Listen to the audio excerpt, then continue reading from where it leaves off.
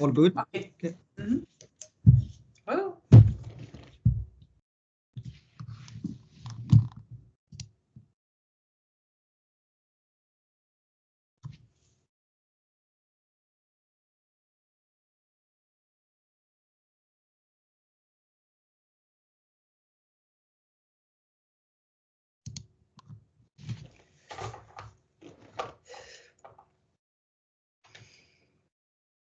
Yes, we are ready. perfect. Good evening, everyone. My name is Waddah Azhari. I am a member with the Mentor community, and today I am really pleased to be here with a special guest, Sandra Kiel, a Microsoft MVP specializing in mixed reality and other things. Welcome, Sandra. Hello, good evening. Yeah, we are really happy to have you here. Thank you for joining us and taking the time from your busy schedule. As I was talking with Sandra just before we started, Sandra has one of the coolest LinkedIn's bio I ever read, and I encourage everyone to go to Sandra LinkedIn profile and see for themselves. I am sure you won't be disappointed. We will come and talk about your career and all this exciting stuff, but we have some housekeeping items. Let's take care of this first. This session is being recorded and it will be posted on social media. If you do not consent to be part of the recording, we will have to respectfully ask you to leave the session and you can watch the recording later on. If you want to go fast, go alone. If you want to go far, go together. This sentence is the cornerstone of our mentor community. We realize that individual efforts may lead to quick wins, but achieving great milestones often requires collaboration. By working together, support each other, we can tackle more significant challenges and achieve greater success. And I'm proud to say that this is a reality we live every day in our the mentor community. So Sandra, here's our agenda for today. We will start with giving you an introduction and an overview about the mentor community. And then we will go to the main segment, which is a question. Finally, we will open the floor for any questions from our audience.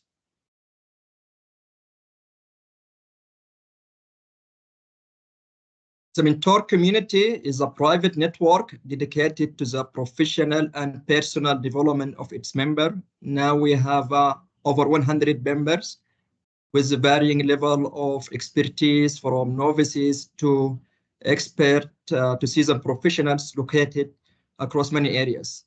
Our members benefit from networking opportunities, job placement support, and participation in open source projects.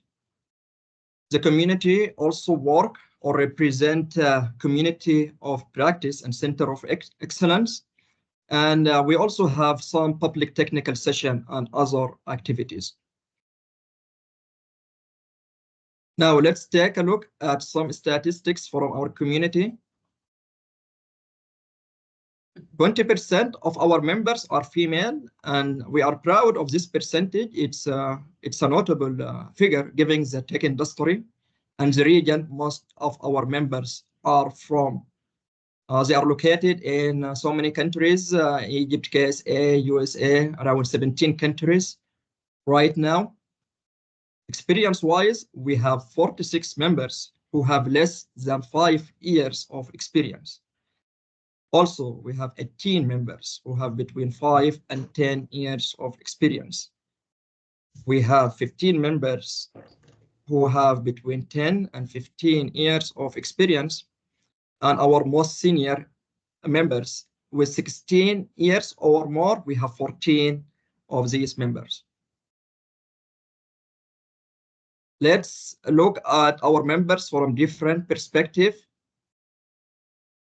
Our members range from undergraduate students and interns to fresh graduates and specialists. all the way up to managers, senior managers, directors, and executives.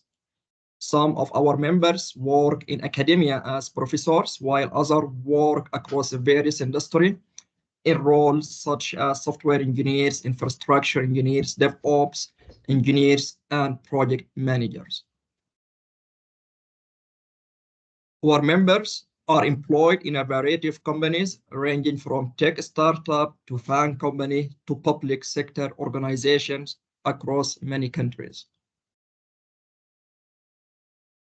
Managing the diversity, Sandra, in our community represent a real challenge. How to ensure each and every member receives the full value from our community, how we can manage this.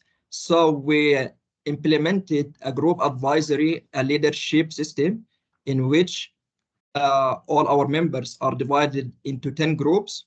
Each group has a group advisory whose role is to ensure that all the members participate meaningfully and contribute to their own success and to the community success.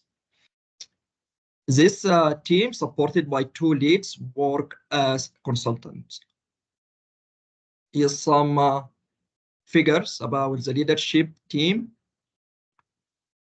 So 83 members as members in the group advisory, and we have 10 group advisory, and we see we have 2 leads and 10 group advisory. Now I will just introduce some of our regular events we do. We have annual plan, which is done at the beginning of each year. In this event, we announce our direction and goal for the next year. Mentor Meetup is a regular activity where we introduce our new member to the community. Soft skills is where we discuss communication skills, body language, effective listening, negotiation skills, and much more. Group advisory and leadership, these are routine meetings for the leadership team. Guest speaker is like this event. We host one of the top leading voice in the technology world, and we had the pleasure of asking them questions and getting to know them better. Ask Me Anything and group therapy are 2 events that our members can ask questions and submit their work challenges. A book workshop is where we select one book and have discussion session about it throughout the year. And public technical session is our contribution to the wider tech community. Just a quick look in our calendar. We have 2 events per month. And to manage all of this, we had to create a few platforms. So we have 4. We have our learning platform, which is where we store our sessions. We use a Discord as a communication channel. Also, we have a knowledge base. It's equivalent of our Stack Overflow. And we have GitHub platform with 2 repos. Now we just have a quick demo about this platform. So this is our learning platform. This is where we store all of our sessions and host them and view them. This is one of the soft skills sessions. It was about negotiation, enrolled by 34 students.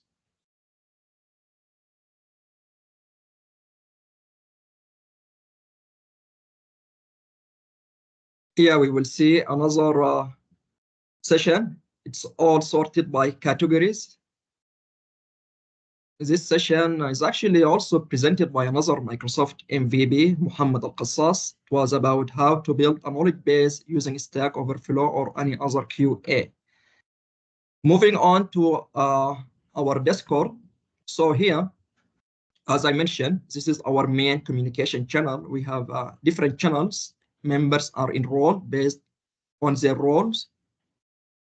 And here where we keep all of our calendar.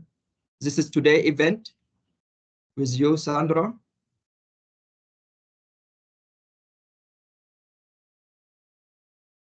This is another session done with Mohammed Mushrif, engineering manager with Google UK.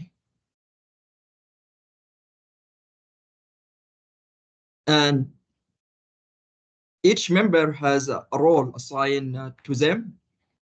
And here, based on the abbreviation, it decide what they can have. And if one of our member does not know the abbreviation, all what they have to do is just to go to our knowledge base platform here and just type in what they are looking for. And they will find the answer. Here's a detailed answer about the different roles we have in our Discord platform with all the abbreviation. We use the Q&A or the knowledge base for everything, basically. All the topics that's related to our community, to our program, or the technical topics we discuss and study, it's written here in a detailed way. This is a question about a topic related to our community and explaining the different categories of our members. And here is where our members can access the calendar we just saw.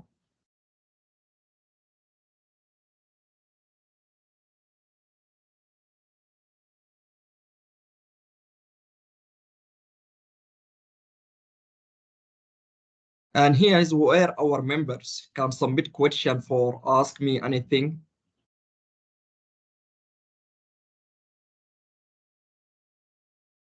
So it's sorted based on years of experience and type of question.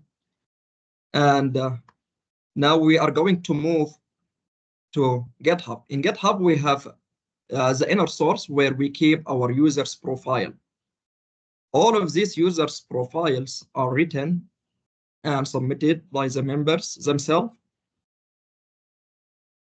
So for example, this is a Rodwan profile. He wrote all of this and how people can contact him and so on. This is another member, Magdi.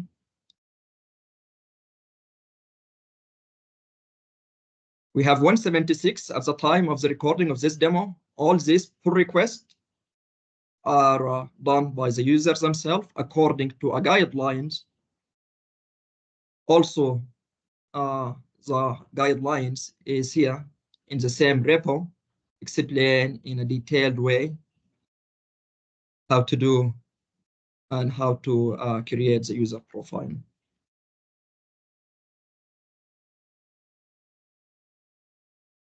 This concludes our platform. Sandra, thank you again for being here. And now we will go to the main segment of our session, which is interview questions. I will stop sharing now.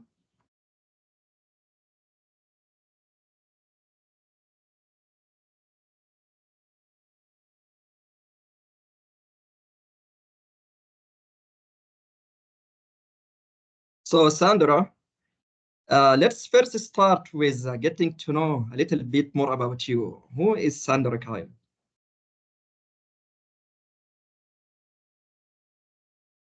I think you are on mute. Yeah. Sandra. Yeah. Yes, because there was some noises here. Yeah, Sandra Kiel is based in Germany, and I am 52 years old. It's not a feature. Yeah. It's really a bug, but it cannot be because I am a gamer. So, and gamers are not so old. So, yeah, gamers are so old. Yeah, I'm the example for that. So, I live in north of Germany, in the city Bremen, and I have two children, two boys. Both are nerdy, like me. And the one is 11 and the other one is 17. And yes, we have a dog. And yeah, I'm in the IT business since 2003. I've studied business in combination with IT. and programming. And after this, I started my career in the area of SAP. And I have done more than 20 years big SAP projects in the international area, in the national area. Most of them really successful, but sometimes they failed because sometimes it's not the best software to for some companies. Yeah, so I have all spectrum of projects in the past, and then it came to 2020. And in 2020, all things changed. You remember there was the pandemic. And during the pandemic, I decided to, after a lot of tries in different companies to find my place, yeah, to find the best place for me, the motivated place, I decided to make this place because there was no place for me. I'm really struggling with organizations who talk about we are agile, we don't have deep structures, we have modern leadership, and then they don't have. Yeah, so I decided to build this company together with a friend, and we found Eventpunks.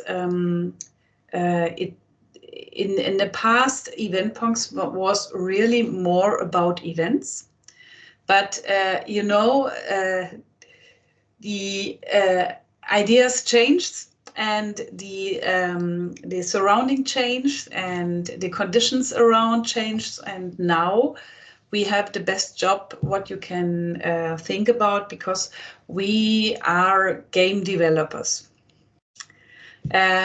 But we don't develop games completely new, because it's not necessary to do this. We develop games based on platforms. And these platforms are Minecraft and also Roblox. Yep. And the other one is Fortnite. And what we developed are games for businesses in the B2B context. Because there are a lot of problems with PowerPoint learning or normal learning or flat learning, because yes, you read the knowledge and you forgot, because there is no transfer in the practice if you read some PowerPoint. Yeah, so we decided to bring more emotion, more storytelling, more fun, more motivation in learning, and we decided to do this with games. And yeah, we do this also with Microsoft Mesh, and in the past with Allspace VR. And we had some time in the past where we developed things for the HoloLens 2, yeah, for mixed reality. But it's really hard to develop something for HoloLens and have the money to develop that, yeah, because no one will pay for that. So we decided to come back and go in the gaming area. And I can give you an example. Yes.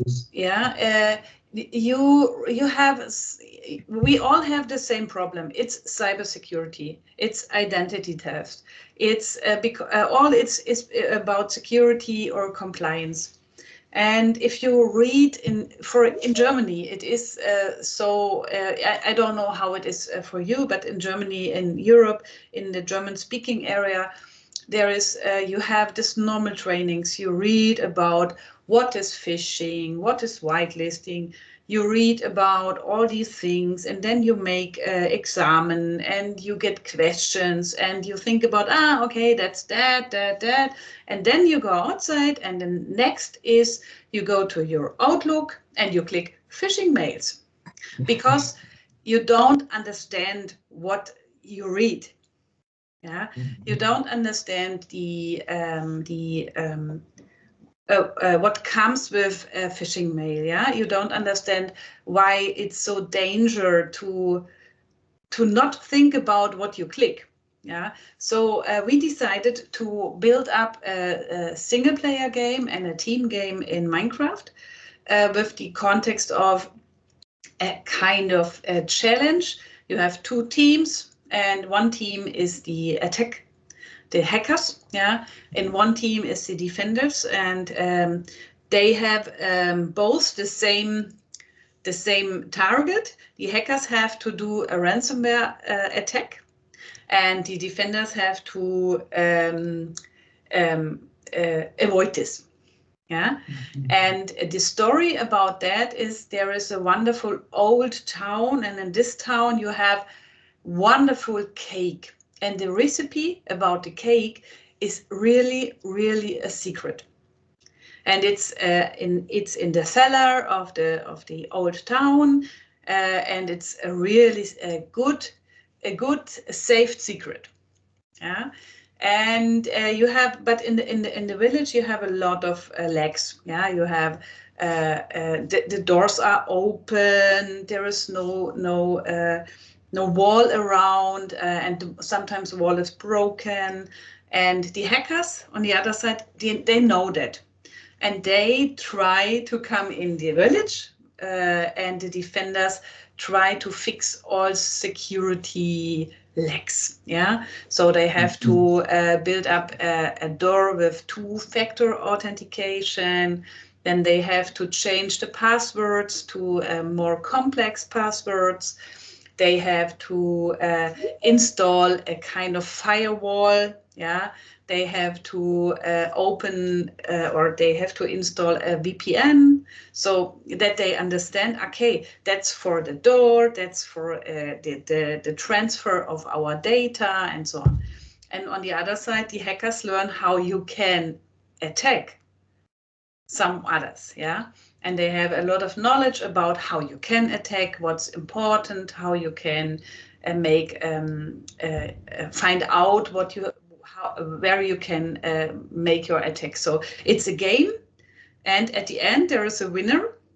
But the game is really funny. It has a storyline.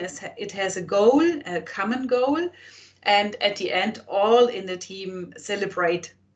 If they are the loser or not, it doesn't matter. Yeah, they all celebrate because it's a lot of fun to play this. And sometimes people ask, can we switch the role and play again? Yeah, and then it's not really useful to do this because now you know all the game content, but it's also fun. It's more for fun and find out how the hackers are, yeah, and find out how the defenders. So this is more about how you can experience with these words about phishing or about firewall or VPN or multi-factor authentication. Yeah, it's not read. It's a kind of experience. Yeah, words instead of read words. Yeah,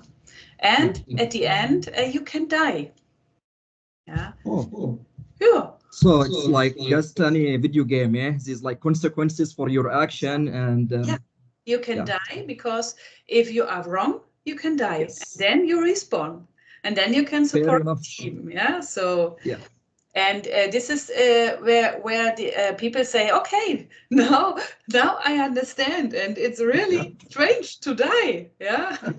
So it's like very fascinating when you just described, and when you were speaking, it occurred to me, you know, like everyone knows that children learn best by playing, but for some reason they think this does not apply for adults. And I like that you implemented this playful spirit in teaching important technology concepts such as cybersecurity. And actually, we can spend the whole session just talking about this because it's really fascinating. But this led me to my next question. As a busy professional, you know, having all of these things going on in your life how do you like manage with competing demands? How do you deal with all of this? I try to do this, but sometimes it doesn't work. But I have in my past career, I had a very good mentor, and he gave me one model, and this model is it's my partner through my whole career, and it's the Moscow prioritization. Yeah, it's must have, should have, could have, and not this time. Yeah, these four criterias are really, really easy to understand, because must have is clear, you have to do this. Yeah, should have is okay. Okay, you should do this, but it's not so important like must have. And so it could have is clear, and not at this time. You can switch it on the other week. Yeah. And so when I struggling with prioritization, I use this for me. Yeah. What's really important for me today? And for an example, today we had a discussion about a new UGC for our game in Roblox. And it's really important that we have this UGC tonight. Because tonight we have a new cycle of the game, and we should find out how this UGC, user-generated content, works in the game. So we and there are a lot of other things on my table here, yeah. But this is really important because we need this information, we need the statistics for the next decision. So I decided for the whole team, okay, let's focus on these thing. Let's bring this to real, yeah, to the real game, and then all others is okay. Yeah, and we have done this, and this is a normal day. Yeah, we have to decide from today to tomorrow. Sometimes we have to change in during the day the priorities, and I do this in my personal strategy and also for the team. Interesting. Yeah, it's always a challenge, especially when you have so many going on. Yeah. So Sandra, as you may have noticed, in our community we have lots of junior like professionals, right? People who are early in their career, and someone who is now, reach the top in her professional career. What some mistakes that you saw beginners usually and typically make? I don't know how it is in your region, but in Germany, all young people will have make a fast career. Yeah, fast career means they will have in an early stage of their life will lead a team, will manage a team, will manage all others. Yeah. So that's for me. It's typical German to will lead others. Yeah, and Mohammed, you smile about that, but it's really, yeah. If I ask young people, what will you do in the future? Okay, I will study, and after this, I will go in a big company, and I will lead a team. Yeah. Okay. And this is what I have saw the whole time. It's not about I will gain skills, I will make experiences. Yeah, it's all about I will lead a team. Yeah, and then you have leaders who are not able to lead, and you have leaders who manage all others. Yeah, and in this world, in this fast changing world, we don't need managers, we need leaders, and you cannot learn leading in the early stage phase. You need a lot of experience, you need a lot of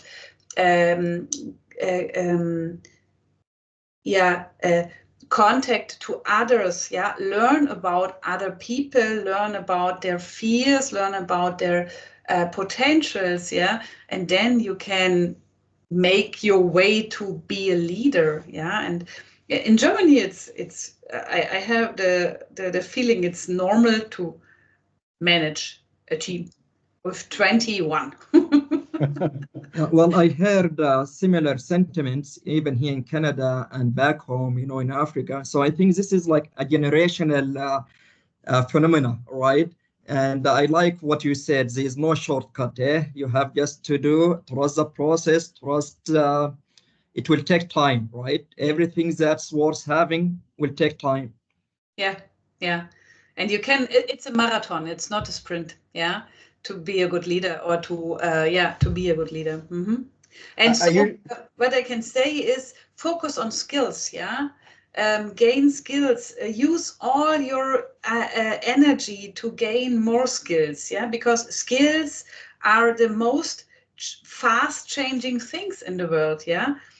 You cannot be 5 years in the same skill area. It's not possible now, yeah.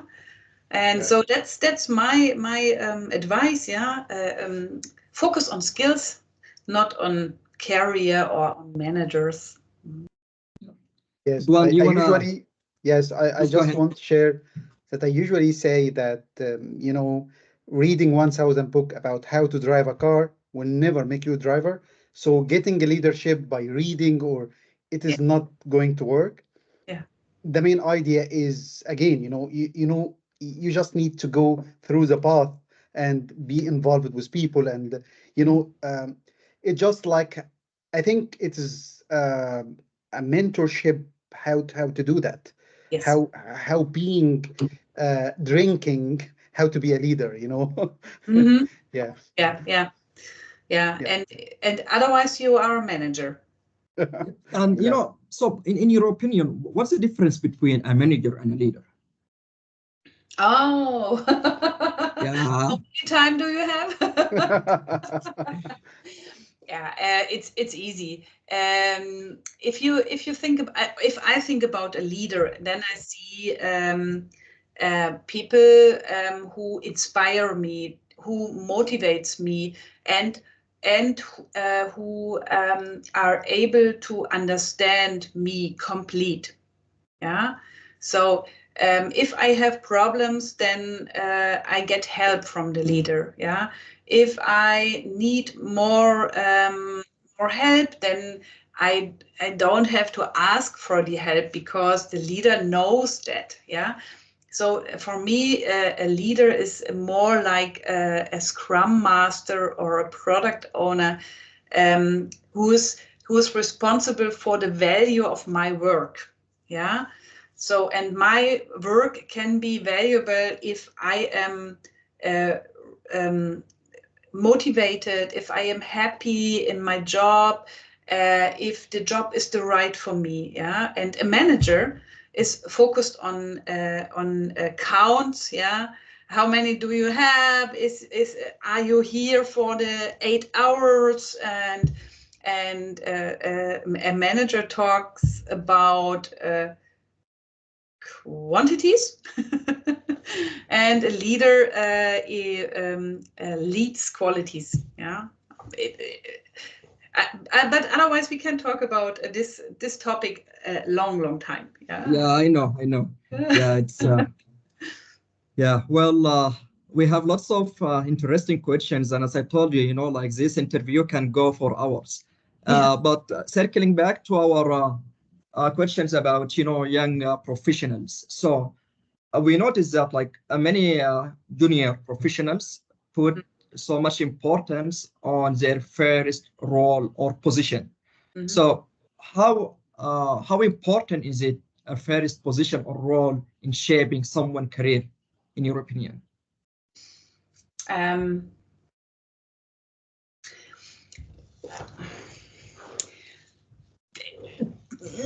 I think it's not important because what I have learned in my 20 plus years, you have to do one step after each other. And normally, if you like the steps and if you are willing to learn during the steps, then I don't know how I can say it in English, but I can describe. It's not about the target in the front of you, it's about the next step. Yeah.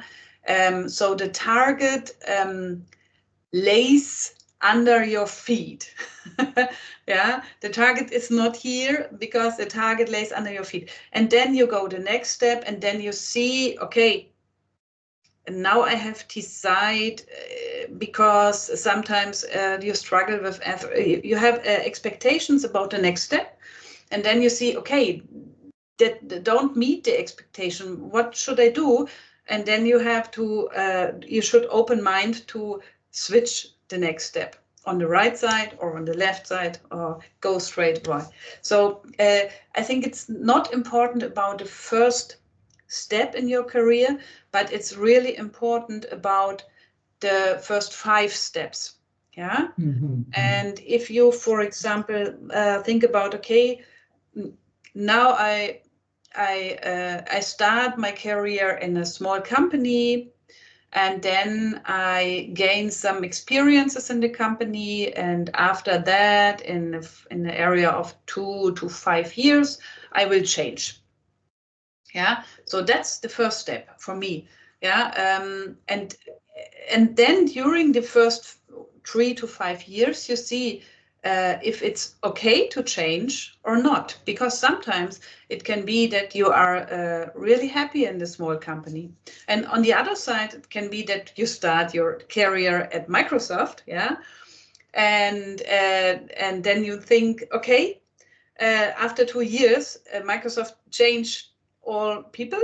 Yeah, like last year, and then you are in the situation that you have a plan, but there comes another hurricane from the side.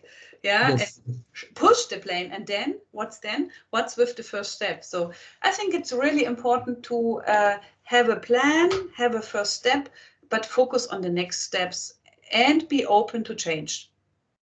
Yeah. I love it. Yeah. Always be responsive. Yeah. Yes. So now moving to my next question, it's a little bit about optimizing, you know. So what are the factors that enable you to achieve your full potential and deliver the greatest possible value, and how can you enhance it, right? I've thought about this question a long time, because I think I can give you 5, 10, 20 answers, but I will focus on 3 from my opinion. The first is skill development. Yeah. For me, it's really important to focus on skills, because if you have enough skills, then you can change your way at any time. Yeah. And you can say, okay, now I'm a programmer, and then I will change to, because I see, yes, I'm really excellent in programming, but I like to lead a team, for example, a project team, or I like to build a new software, or I like to start a new company, or whatever. And if you have the skills, yeah, to do this, then it's really easier. So skill development is for me the number 1. Yeah. The next one is, I'm a woman. I need time for me. Yeah, it's really important that I have mental health. Yeah, and also psychical health in my brain, so that I have that I can decide, okay, this week is really hard, and I know this, and I accept this, but next week I will do a lot of things only for me, so that I can focus on be healthy. Yeah. Not only for my body, also for my brain. And sometimes I need a break. I need to forget all things, all online, all games, yeah, and make a break in the nature. Yeah, it's mental health. And the last one, most important, is the skill of, or the possible, this topic with adaptability, yeah, to adapt new things, yeah, because if you are able to adapt fast, then you are able to switch your career, or you switch your skills, or you are able to stop something stupid and start new. Yeah, and in this combination, it's really a good thing if you can learn from failure. Yeah. Because it's also German, typical German. It's not possible to do. You cannot fail. If you fail, then you are. Yeah. Okay. And if you are able to learn from failure, then you are able to develop yourself. Yeah. Really, really, I like how you summarized everything in, personal, professional development, taking care of yourself and having that me time or self-care time, Yeah. and being adaptable. And I saw that like recurring theme in your idea, like you need to be slow, right? So some things needs to be done in specific order. It needs to run its course, needs to have its time, and then you can move on to the next step. So I know you touched on this, but I would like to also talk to you about how you maintain a healthy work-life balance. So you said you like to, have that self-care time or going into nature. What tips like can you give us in this regard? I think it depends. Sometimes coaches say start early in the morning and do sports, and this is not for me. I cannot start early in the morning and do sports because early in the morning I'm not able to do this. Yeah, and I tried and I failed. And I decided for me, okay, it's not for me. So don't hear to coaches. Find your own way. Yeah. For example, I had 10 years with my younger son, and our mornings starts with being together in the bed, talking about the day, talking about the last day, read a book in the morning, yeah, and start slowly in the morning. And then I come good, I come good in the day, he came good in the day, yeah. And that helps me to don't rush in the morning, yes, because if you rush in the morning, sports, drinking, fitness, and whatever, and then working, that's not mine. Yeah, I need this slow down in the morning, and but I can work in the evening. Yeah, for example. Others cannot work in the evening. I like to work in the evening because then the children are in home and they have to do something with friends, and I can work for my own, and I can do something where what's not possible during the day because meetings or all others. Yeah. So for me, it's really important to find your own way. Yeah. Try ways or try the proposals from others, yeah, but don't fix these things for you, yeah. If you don't have time, or if you are not motivated to start early in the morning, then don't do this, yeah. So, and for me, my dog is my mental health coach, yeah, because I have she is 9 months, and since I have her, I don't was sick, yeah. Wow. Yeah, because I'm 4 to 5 times a day. During the day I am outside, yeah, and move around and meet others with dogs, yeah, and talk to other people like in the job. And this is what me helps to find this balance between the stressful work yeah, and the normal day. Yeah, it's my dog. So if you like dogs, then it can be a solution for you. Yeah, pets are amazing, and what's is interesting in your perspective is that spirit about being proactive. Eh? So don't wait until you really hit that burnout stage. Just be proactive with your mental health. Devote some time for some activities that you like and enjoy, and make sure you are taking care of yourself.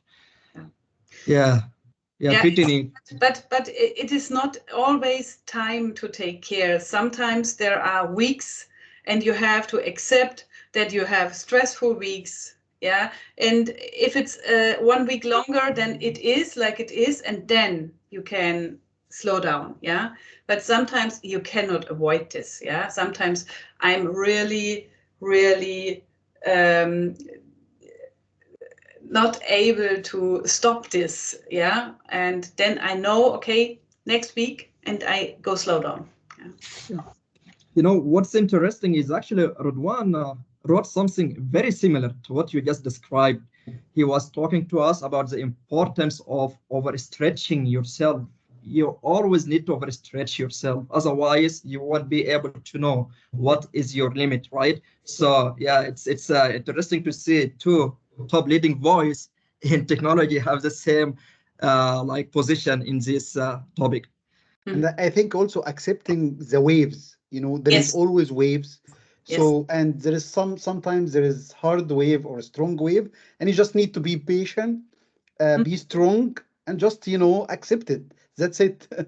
Yeah, and I have an example. My last week was this wave, yeah, it was up wave, and it starts on Sunday with a flight to Munich. Then I had 2 days in Munich, stressful, tech influencer, not tech, influencer meeting with a lot of voices, and then I come back and switch my luggage and go to Cologne, and there was a customer meeting 2 days. It was really stressful, and then I come back home, and then I switch my luggage, and then it goes to our boat, because we had to bring some things, really important things, to the boat, then come back, switch the luggage, and go to the next meeting, which starts on Sunday in lunchtime and ends yesterday evening.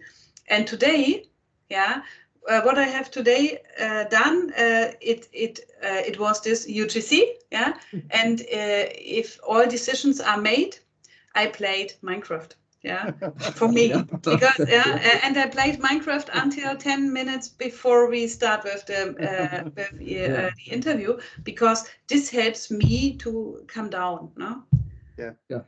So. Well, I'm hoping you will have a relaxing week ahead of you. You deserve some. Yeah. Yeah.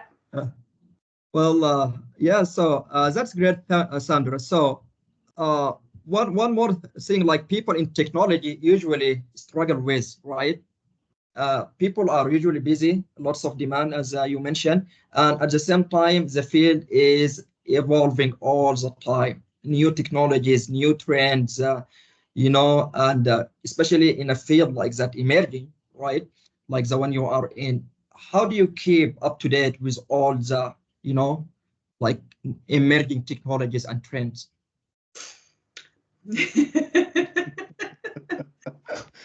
Okay, I'm MVP. I'm in the MVP community, so for all technologies about Microsoft, it's easy to up to date. But it's really important to focus on what you are interested in, yeah, because you cannot update all things, yeah.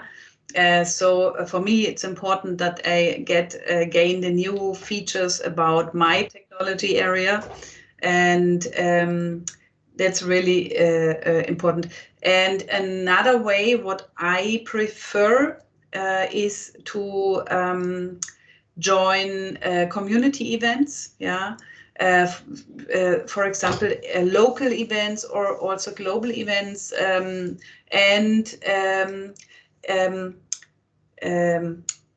ask for can I speak there? Yeah, and if I can speak there and I get a session or everyone, then I can I use this to bring me up to date. Yeah, but sometimes it's not possible to be up to date. But if you have this this pressure of hold a session about a new feature, then you have to work on this experience or work on this skill that you can provide the skills to others. Yeah, so for me, speaker sessions are a really good tool to be up to date in the technology area where I am. Yeah. Yeah. Thank you for your answer. Yeah. Now I'm going to talk to you about two topics that are many people are really interested in, which is time management and productivity, right? So favorites, everyone favorite. What can you tell us about how Sandra Kiel manage her time?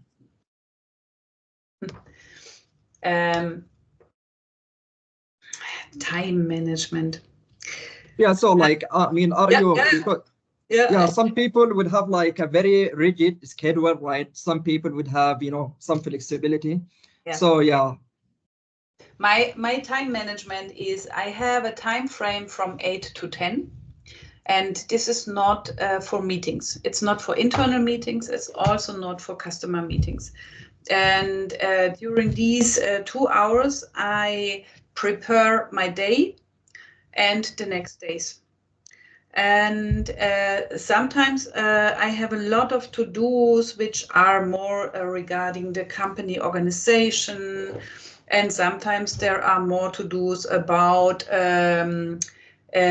more strategy to-dos.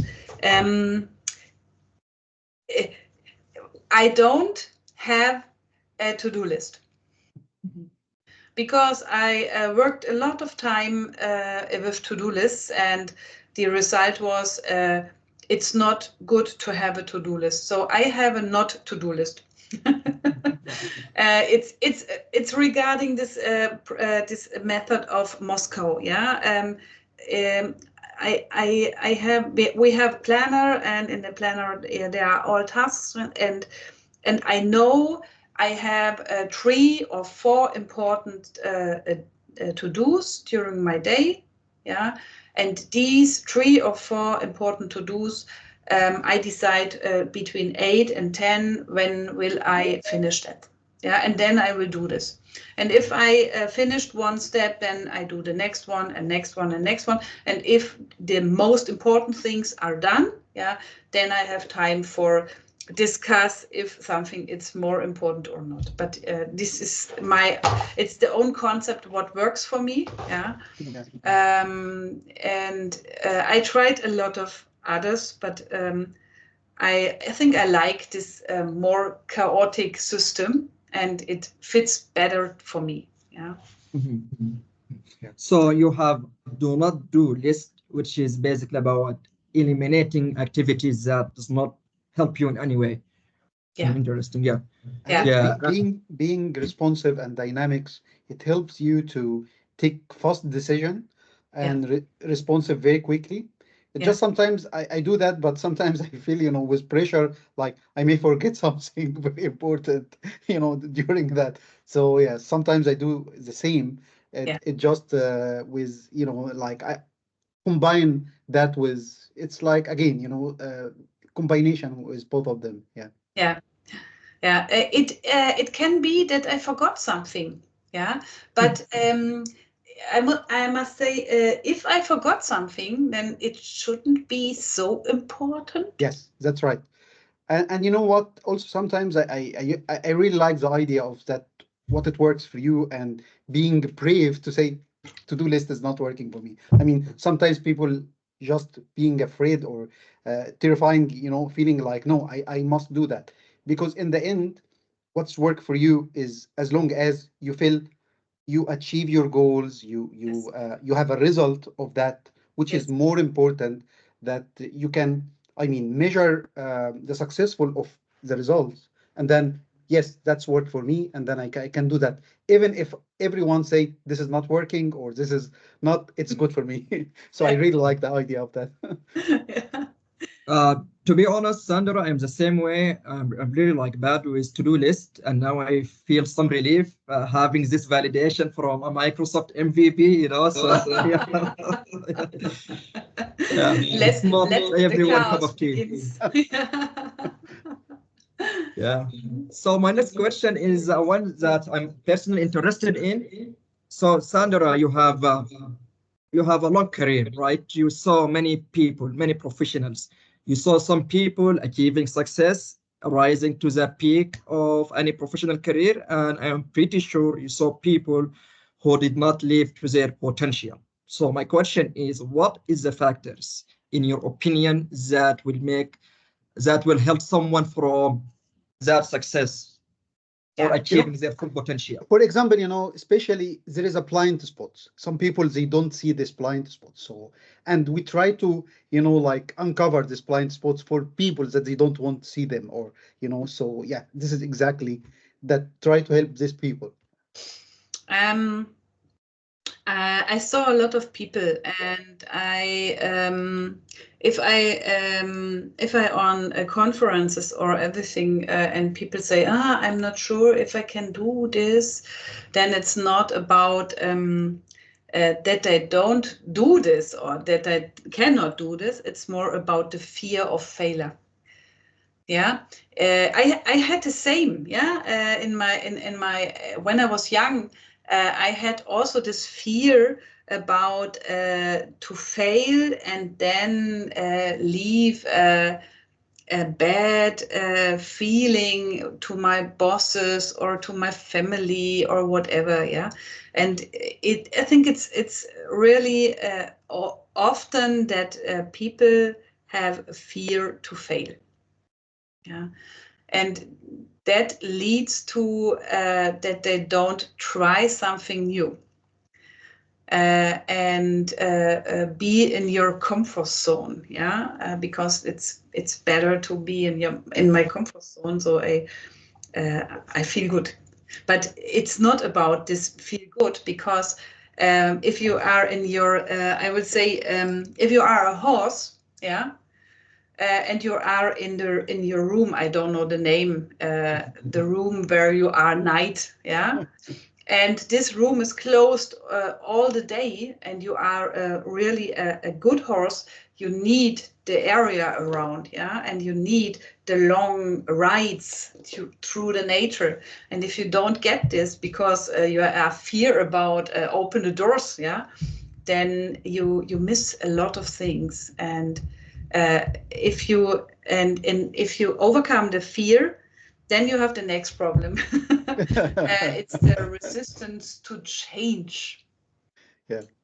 Yeah. If you are willing to change, then it's easier to overcome the fear. But if you are also not for example, if I start my first self-employment, I was a young mother of a 4 months old baby, and I worked for BMW. Yeah, and I was in the time with the baby, and I came back and asked for when I can back to work. And the answer was, yeah, you can come. And I asked, yeah, what are the projects? I was a project leader, yeah. And what are the projects? And my boss said, no projects. You are a mother and you are part-time, and now you make support tickets. And for me, in this moment, the decision was completely clear. I cancel my job and start an own career with a 4 months old baby. And 2 hours later, it was done. Yeah. And 2 months later, I started at BMW as a project leader for 2 small projects. Wow. As self-employed. Yeah. I earn the 3 times more money, had a lot of free time for my baby, had a job, and it was the project management. Yeah, I like this project management, and I don't like support tickets. Yeah. I think also the wise between when to accept the challenge, for example, the support ticket, or when to leave it and take the. I think this is also sometimes like how that. I mean, this your like your intuition about Yeah. finding that. So And how? trust in myself. Yes. Yeah. Exactly. Yeah. And it's Yeah. this trust in myself. I was a young mother, and I was able to born a baby, and then I can do this step because my fear was support tickets. And this fear was bigger than it was the elephant. Yeah, it was the elephant in the room, support tickets. Yeah, Yeah. and so it was clear. Yeah, it was in some minutes in my brain, and it works and works. And I saw my future with support tickets, and it was so horrible. Yeah. No, like your answer just made me think. So, I mean, you are a woman and you are actually one of the great woman icon in technology. And I was just talking, you were actually an inspiration even to my 11 years old niece yesterday when she saw that you are doing really this cool project with Minecraft and Fortnite. But there's like the other side of being a woman in tech, right? And as I mentioned, in our community, we have really lots of amazing colleagues who are also experiencing these issues we as men we don't usually experience. And it looks to me, like now I live in Canada, I was in Sudan, you are in Germany. It looks to me like there's this issue happening everywhere, right? So I just would like to ask you, as a woman and a leader in technology, is like anything you would like to say to our ladies here in our community who are in technology and maybe facing similar challenges? Yeah, don't it's in my career I had this problem every time again. Yeah, and my way is accept this situation. Yeah, because you cannot change it. Yeah, and if you accept, if you want to change, then you age like man. Yeah, sorry, but No, that's you fine. have to do it like men do it. Yeah, but then you will not change anything. You have to do it like woman it does. Yeah. And you have to accept that we are more, that we have more emotional intelligence, yeah, and with these super power, yeah, emotional intelligence is our superpower. We are able to build strong networks, yeah, not networks based on fight, yeah, and competition. We can build networks based on emotions, on things which who are connected with each other. And we have emotions. We are not so loud. We don't compete the whole time. Yeah, and if we accept as women in tech this, and we use our female skills, yeah, then the way is much more easier than we try to do it like men. Yeah, so it's a little bit difficult to talk about that, yeah, because it's really emotional for me, but it was a long way. I had this phase where I had the black clothing like men and white shirt here with I saw I was like a man with blonde hairs. It doesn't work. And then I decided, okay, now I use dresses, yeah, and change my hair, yeah, with pink, and I use dresses in colorful way, and then I feel more like I am, yeah, and I had the same standing, yeah. It's not regarding be one others, yeah. I had a wonderful time with my dresses, and now with dogs and children, I'm more casual. Yeah, so I have hoodies and hoodie trousers, and it's also okay because sometimes I have my pink dresses, and the hairs are really wonderful, and it feels like it is right for me. Yeah, so don't be man as a woman. Yeah, well, thank you. I would like really to thank you for being honest and candid here, and for so many reasons. And just to give you a perspective, so most of our members here are from Middle East, and some people might have the impression that there's no any issues like this in Europe or in the West. So this is an eye-opening for me personally and for everyone, and we really appreciate your unique perspective here. And moving to our, so now I know that you started your own business, right? But while you were working in other companies, and let's assume that, let's imagine you just started a new role, Sandra. So what are the steps you usually do to speed up and start contributing to your team and your company? Two answers. Most important is understand the company's culture and the company's structure. If you understand this, you are faster than all others. Yeah, it's the first step. Don't focus on your role. Focus on understand company's culture and structure. And the second one is, if you understand these, then you can build strong relationships in the company, because then you know where you have to build strong relationships. Yeah, and then that's the most important things. There are a lot of others, but this is for me. If I come in a company, my first is to understand what's happened here. Yeah, who is responsible for what, not in the official line. In the under-official line, yeah, who is the really decision maker, yeah. It's not always the manager, yeah, and you have to find out who is this person, and then build your own network in the company. I like your mentioning of the hidden power dynamic, right?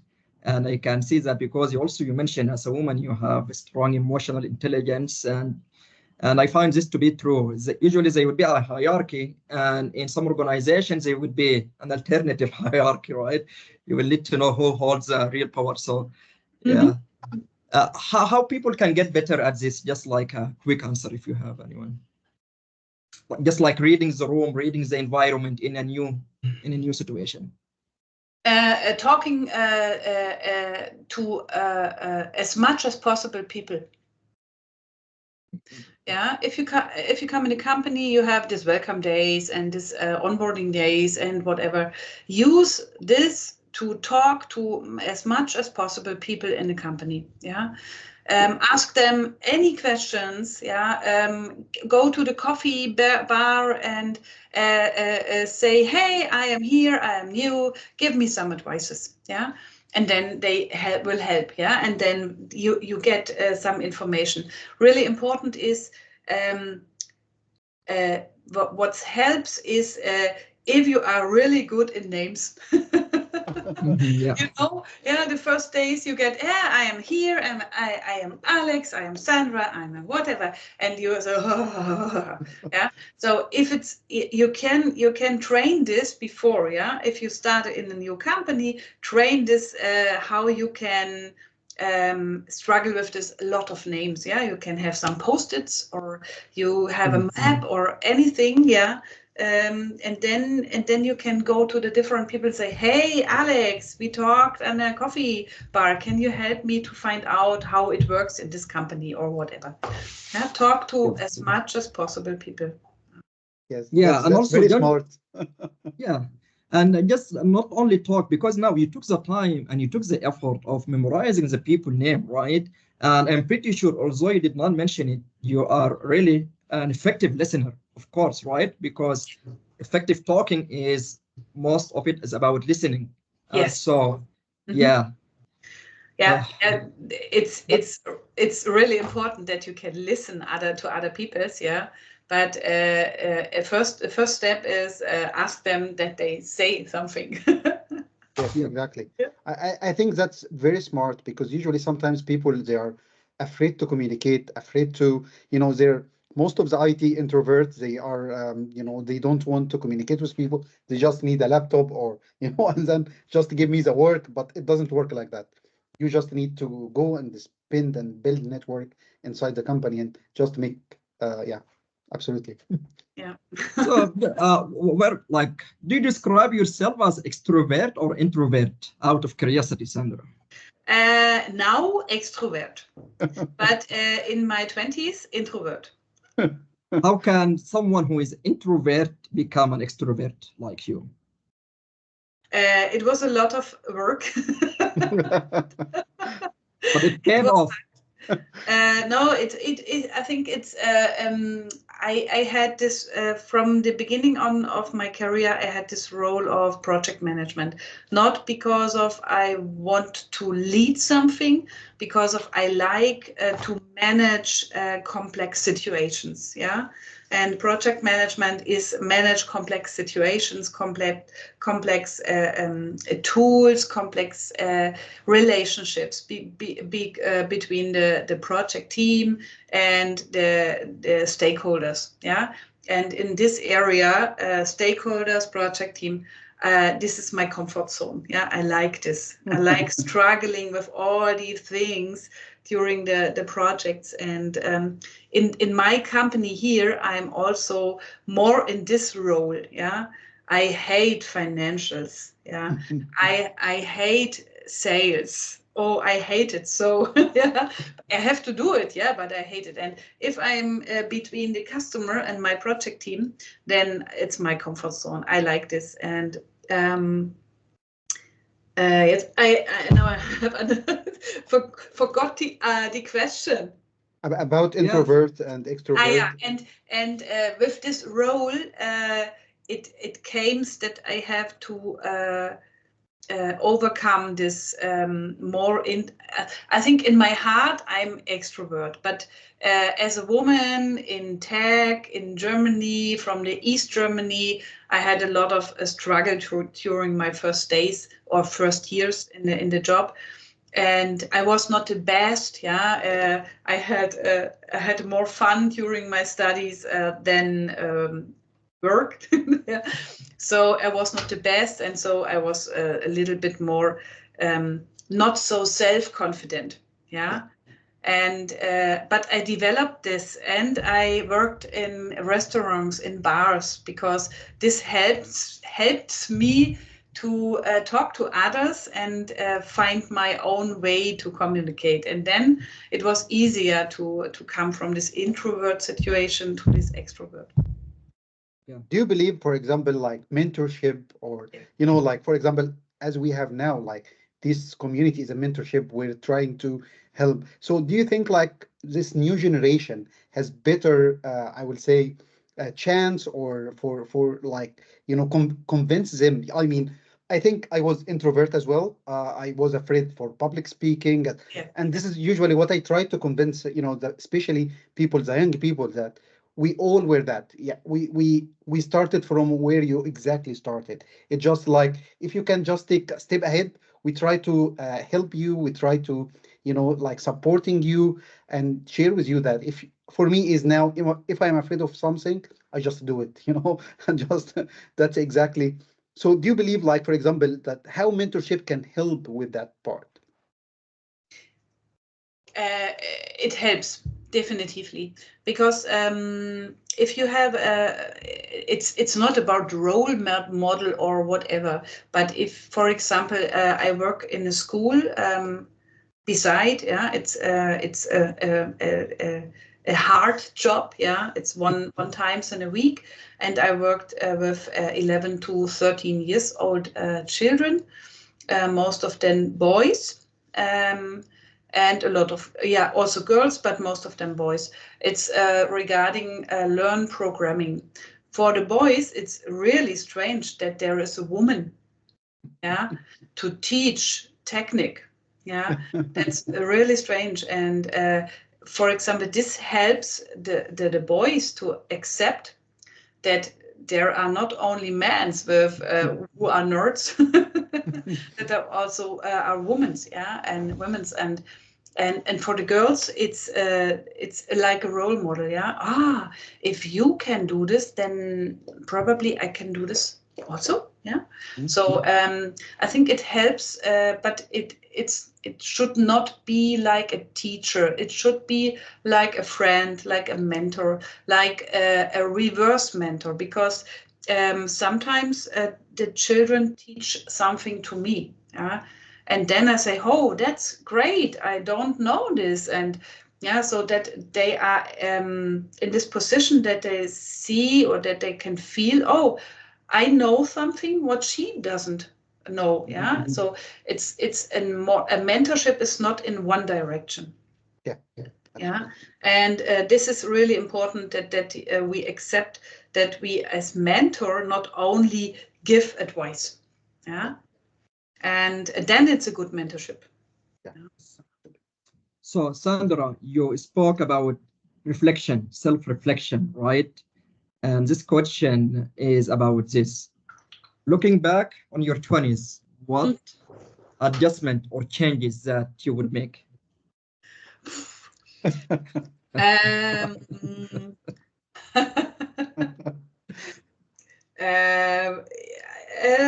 In my business area, I wouldn't change anything, because I talked about this step by step, decide, go in another direction, and this was my life. If you read my profile in LinkedIn, you see, okay, so much companies, yeah, she couldn't not decide to stay anywhere. Yes, it was not possible, because all others was also interesting. And so I went from project to project to project, and not from company to company. Yeah, I'm project driven. Yeah, that's the way to go for me. And it starts all with a project in my career. So I wouldn't change this. In my private area, I think there are some changes I would do, but this is not good for here. Yeah, sure, yeah. Yeah, I think we are all have our, yeah, on. But what I like is your emphasis about learning from failures, learning from mistakes. I am quite confident you won't be the same person if not for those mistakes, right? And this is apply for everyone. But yeah, thank you for sharing that. And I know we touched on this a bit earlier, like about being a good leader and difference between manager and leader. So here I would like to talk also about being an employee, an effective employee, right? So you hold lots of leadership role. What are some key qualities or skills that you believe make for an effective manager and for an effective employee? I think I will also talk about two, because there are a lot of more. But for me, important is I had a lot of managers. I had a lot of leaders in my life, and there was only one who I have a positive remembership. And this is a leader who was able to inspire me. And this is what's really important for me personally, because if there is a man or a woman who can inspire me and motivate me to be better and better and better. Yeah, not stay in the comfort zone and give me the area to the room to find out what's the right way, instead of say, hey, go this direction or go that direction, not here. Yeah.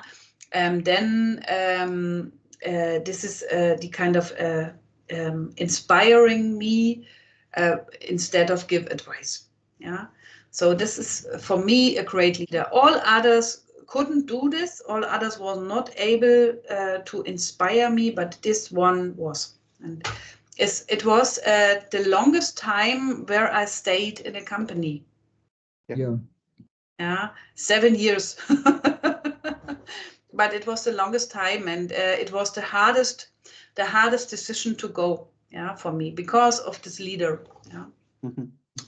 And on the other side, I would say, if you are an employee and the key qualities of today, not of the past 20, not of the past, of today, is problem solving.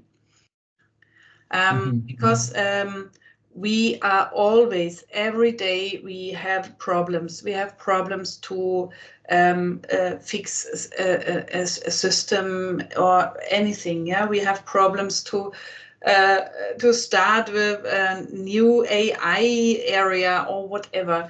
And if you are able to solve problems, to analyze the situation and find out how you can solve this situation in which you are, then I think this is one of the key competences. Yeah, and for both, in my opinion, it's really important to have emotional intelligence.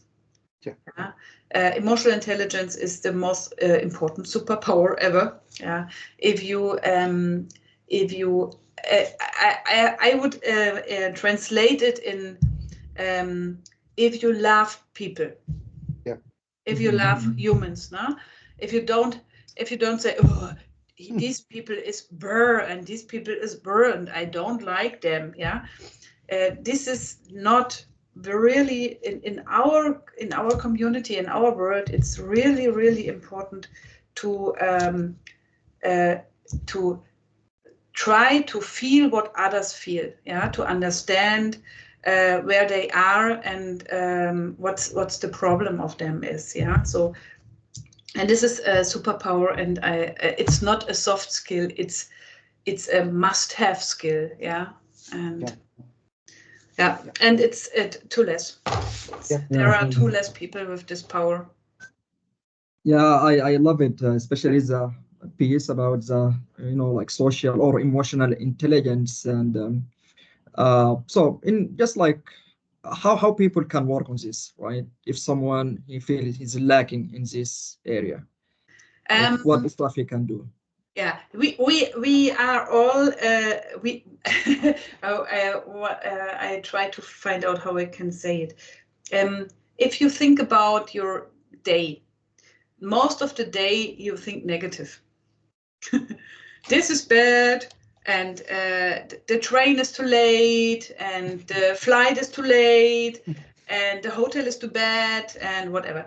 And these things makes a lot of with us. Yeah, if you permanent have this negative feeling, then it's negative. Yeah, but and I accept this. Yeah, it's okay to be negative sometimes. But for example, what I have done, the trains in Germany are always too late.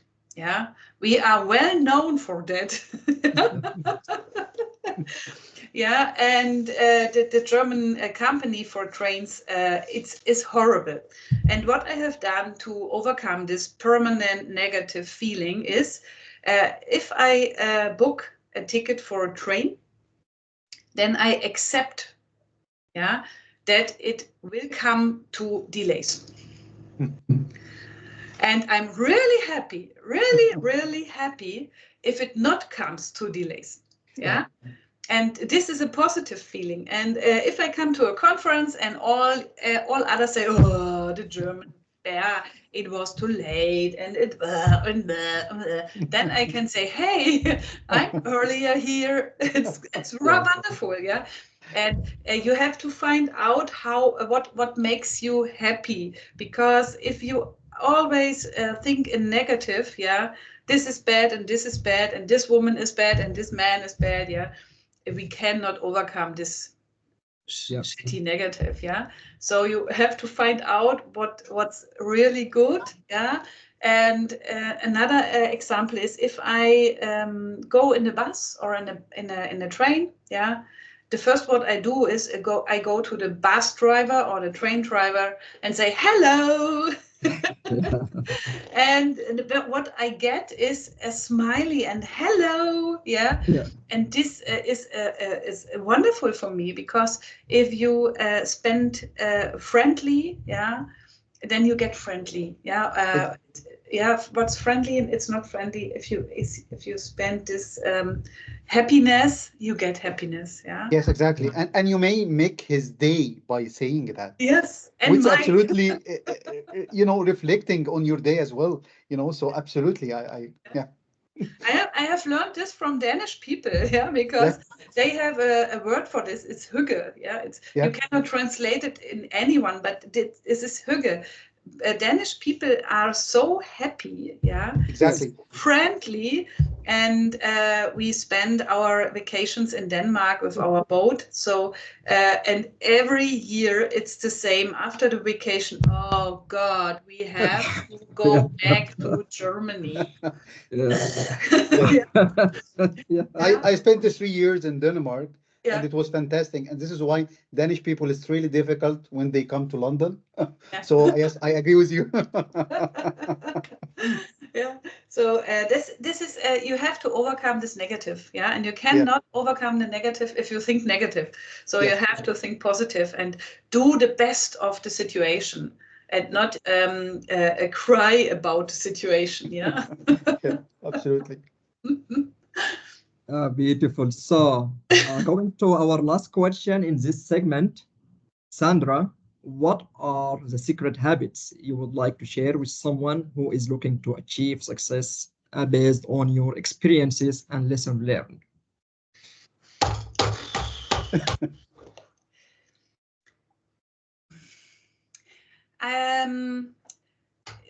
A habit to be successful is my habit was if I changed my jobs really often, and there was one indicator, and I will say this is one habit for me. When I start on Monday with not happiness or not curious about next week, yeah. When I start with, oh no, it's Monday, yeah. If this was the case, then I changed my job. And it was always a good decision, because we don't have so much Mondays. Yeah. In our life, yeah. And if you think about how much Mondays do you have in your life, and you waste one Monday of that, and with this mindset, yeah, so oh no, it's Monday, yeah, then you lose a lot of fun in your life. And so it was, for me, it was the indicator, yeah. If the Monday was bad, then I changed the job. I know if I don't know if this is my my habit to achieve my success, but it makes me happy. Or it made me happy. Yeah. Now I have my job, and I like my job, and I like development of games. Yeah. So all Mondays are cool.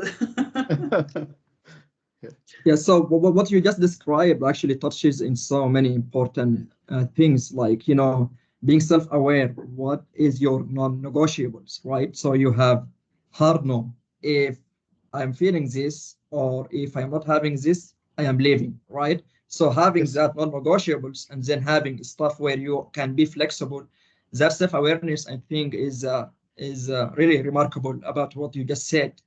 Yes. Yeah, and it's something just I'm still struggle with, and I think it might just like came with with experience, life experience, because it's about discovering yourself and putting yourself out there, and finding out what you can do, what you cannot do. Yeah. Right? No. Yeah, and it was not always the first Monday, but Yes. if there are a lot of Mondays in a row, then Yeah. Yes, yeah, not like from the first Monday, that sucks. You don't leave right away, eh? Just Yeah. okay. But if sometimes you have a bad Monday, yeah, it's okay. But Yeah. if you see that was my habit. If you see, or if I have seen that there are a lot of Mondays in a row, then I changed my life, Yeah. to another direction. Or take the Monday off, problem solved. No. Yesterday it was wonderful. Yeah. That's really great. So let's see if we have any questions from our audience or in the chat. Ask me anything.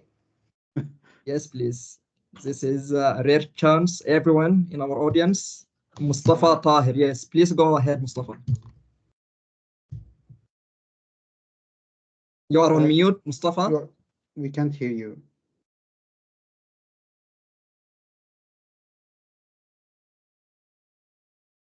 Yeah, maybe if you can check your settings, see what speakers is selected, Mustafa, because you are not muted, but we can't hear you.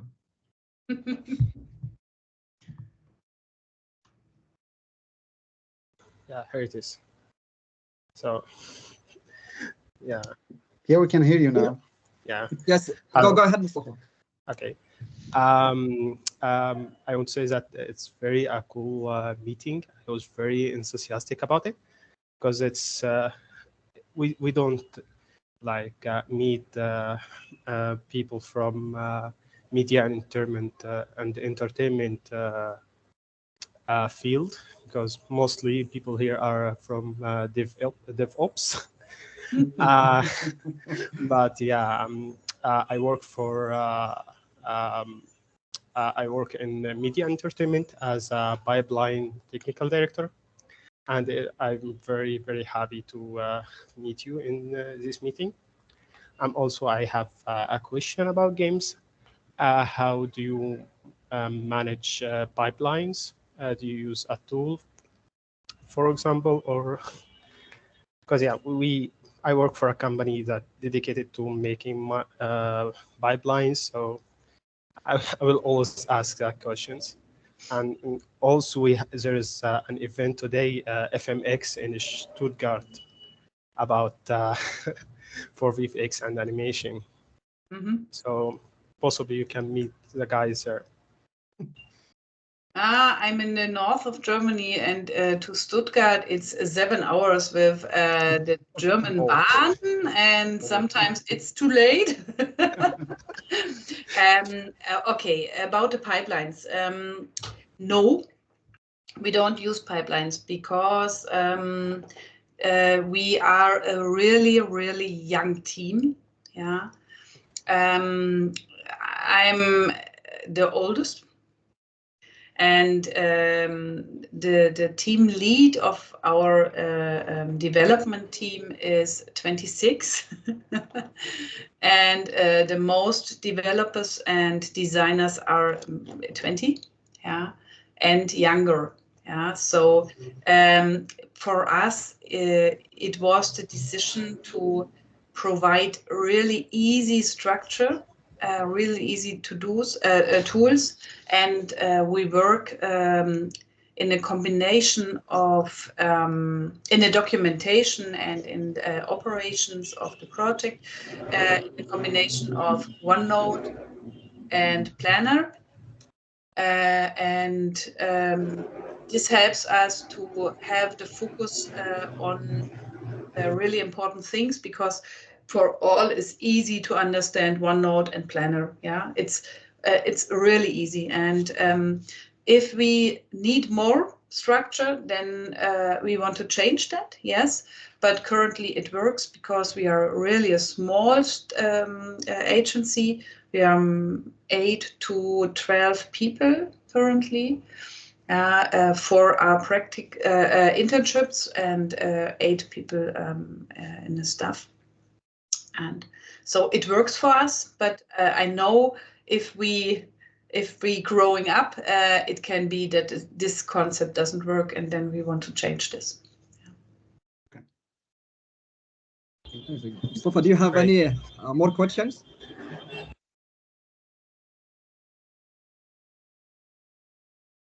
You want to mute Mustafa now. I have one last question. We in my company that I work for, we develop pipeline tools that called Ion. So it will be amazing to see people around the globe to use it. So I hope if you thought about a pipeline, you might like to try it. Yeah, yes. Let's talk about that. I don't know when, because we are not so big, yeah, and the projects are more small than big, yeah. So it can be that it's oversized for us, but contact me in LinkedIn, yeah, and then I will. I have your contact, and if it comes to this structure or this change, yeah, we will see. Thanks a lot. Thank you, Mustafa. Let's see if we have any questions from our audience. They are all tired about all my stories. Oh, no, it's really interesting, and actually, I have a question from my niece, which is about your favorite video game. Which one it is? Yeah, because she saw like few of them in your profile, and she likes all of them. She likes Minecraft and Fortnite, right? So, do you have a favorite video game? Yeah, like Yes. which one is your favorite? Minecraft. If you Minecraft. Oh, okay, yeah, and I see here like you have this behind you, yeah. Yeah. Because since today I am member of a server, of a new server about ancient buildings, and it's a server from a really young person.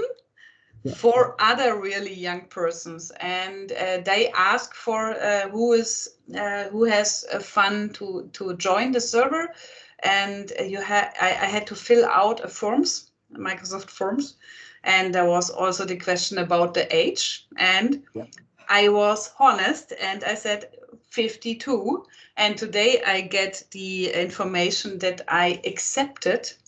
And now I am on a server with a lot of YouTubers and Twitchers in the age of 52. And I think I will have a lot of fun with them, because I'm not so bad in Minecraft, I'm not a PvP, but I can also fast run and build secrets. Okay. That's funny. I like it. Yeah, I think like my niece would really like to meet you at some point. Yeah, she's all about these Minecraft secrets and everything. So let's see here in our chats if we have questions. Yeah, thank you, Aya and Sarah. Yeah, thank you. Yes, we have many women here, so thank you so much. Yeah, we appreciate all of this. And Ridwan, do you have any questions or anything you would like to add? I think it was really very inspiring talk to you, Sandra. For me, even I was really inspired.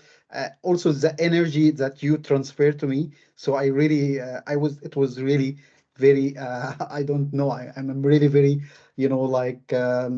charged my energy. So it was really very an inspiring session. So thank you so much for accepting our invitation. And we are always looking forward to having you, maybe technical session next time, or so definitely. Yeah, well, thank you everyone in our audience and people who are watching us through our social media platform. Sandra, I really appreciate being here. We appreciate your energy. We appreciate your stories and sharing your life experiences with us. And we really hope that we will see you again here in the mentor program. So this is conclude our event for today. This was our session with the amazing Sandra Kiel from Germany. Thank you so much, everyone, and have a good evening. Thank you, everyone. Thank you. Thank you. Thank you. And see you next time. See you. Yeah. Cheers.